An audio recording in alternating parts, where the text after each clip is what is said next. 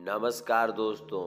आज बात करने वाले हैं ब्रह्मचर्य का पालन कैसे करें। मित्रों, हमारे मन में यह सवाल न जाने कितनी बार आता है। क्या आपको लगता है कि चोरी करना सही है? नहीं ना, गलत लगता है ना। क्या आपको झूठ बोलना अच्छा लगता है? नहीं लगता, फिर भी बोलते हैं ना। क्या आपको हत्या करना अच्छा लगता है? नहीं लगता, फिर भी छोटे छोटे से चींटों को मार देते हैं। क्यों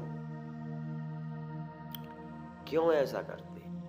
इस विषय में आपने कभी नहीं सोचा। तो फिर आपने ये मात्र कैसे सोच लिया कि ब्रह्मचर्य का पालन करना चाहिए और उस पर रास्ते पर चलना चाहिए? क्या आपने ये सोचा है ब्रह्मचर्य अखंड रखने के लिए आपको कौन से व्रतों का पालन करना चाहिए? ब्रह्मचर्य कोई छोटी वस्तु नहीं है। कोई नियम साधन, प्राणायाम, प्रत्याहार, धारणा और ध्यान और समाधि, अभी आप इनके विषय में भी नहीं जानते। निष्पक्षपाती रूप से सोचें, क्या है आपकी किसी भी इंद्रियों को विषय पसंद है, किसको नहीं, यह आप जानते हैं। किसी को उल्टी देखते ही आपको मन में घिन उत्पन्न होने लगती है। जब कोई व्यक्ति आपके साथ में रहता हुआ भी अगर उसको उल्टी होने लगती तो आप अपना मुंह मोड़ लेते, उसे देखना पसंद नहीं करते। फिर क्या ऐसा होता है जो सौंदर्यवान किसी गोपिका को जब आप देखते हैं तो आपका मन उसके साथ में चला जाता है।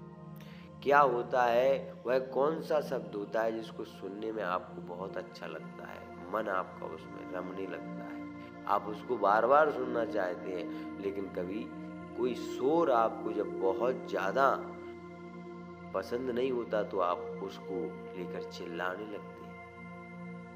वो कौन सी चीज होती है जिसको खाकर आप यह महसूस करते हैं कि यह बहुत मीठा है, और वही मिर्ची खाकर आप कहते हैं बड़ा तीखा है।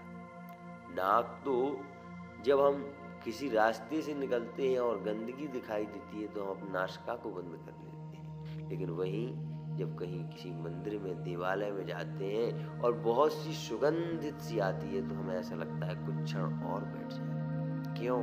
क्योंकि वो हमें अच्छा लगता है। मनुष्य को विषय के परिणाम और ब्रह्मचर्य से होने वाले फायदों को समझना चाहिए। मात्र एक बार के ही विषय में भले ही वह अपनी पत्नी के साथ हो, करोड़ों जीवन जीते हैं, साथ ही हम भी जीते हैं। जो एक व्रत पत्नी को धारण करता है वो वास्तव में ब्रह्मचारी ही होता है और ब्रह्मचर्य का पालन भी करता ही है। लेकिन जिसके प्रति जिसकी आस्था नहीं है, विश्वास नहीं है, यम नहीं है, नियम नहीं है, साधन और प्राणायाम। यम क्या है? यम का मतलब होता है संयम करिए, सुबह शीघ्रता से जागिए, नियम ऐसा रखिए कि हमें यह कार्य करना है, इतनी पूजा हमें करनी है तो करनी है, यह हमारा नियम है। प्राणायाम 16 प्रकार के होते हैं, तो प्राणायाम 3 प्रकार के हम करते हैं। यम मतलब होता है हमें किस आसन को करना चाहिए, आसन को जीते। प्राणायाम करें, कुंभक, रेचक, पूरक, और उसके द्वारा इंद्रियों पर निग्रह। जब व्यक्ति एक बार ब्रह्मचर्य को तोड़ता है तब वह 2 महीने तक का भोजन जो उसका होता है वह खो देता है, और साथ ही उसके शरीर में कमजोरी भी महसूस होने लगती है। जबकि ब्रह्मचर्य स्वास्थ्य और आध्यात्मिक प्रगति के लिए अत्यंत आवश्यक है। ब्रह्मचर्य की सही और संपूर्ण समझ अंत में मोक्ष तक ले जाती है। ब्रह्मचर्य को सही तरीके से समझने के बाद ही व्यक्ति अपने आप उसे वास्तविकता का ज्ञान होता है। कब?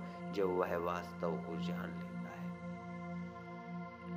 हर कोई इस बात से सहमत है कि ब्रह्मचर्य का पालन करना चाहिए, लेकिन यह कैसे करना चाहिए ये किसी को आज तक पता नहीं चला। कोई कहता है कि प्राणायाम करो, कोई कहता है कि ध्यान करो, कोई कहता है कि समाधि लगाओ, परंतु क्या इससे ब्रह्मचर्य का पालन हो सकता है? जब तक आप अपनी जिह्वा पर लगाम नहीं लगाएंगे, ब्रह्मचर्य को नहीं पाएंगे। क्यों? क्योंकि ब्रह्मचारी के लिए सबसे बड़ा नियम यही होता है कि वह अपने भोजन पर संयम रखे, अल्पाहारी रहे, रात्रि में भोजन ना करे, साथ ही वह ऐसे गीतों को ना सुने जिससे कि उसको आकर्षण हो। आज के लिए इतना ही। इसी के साथ वाणी को विराम। जय जय।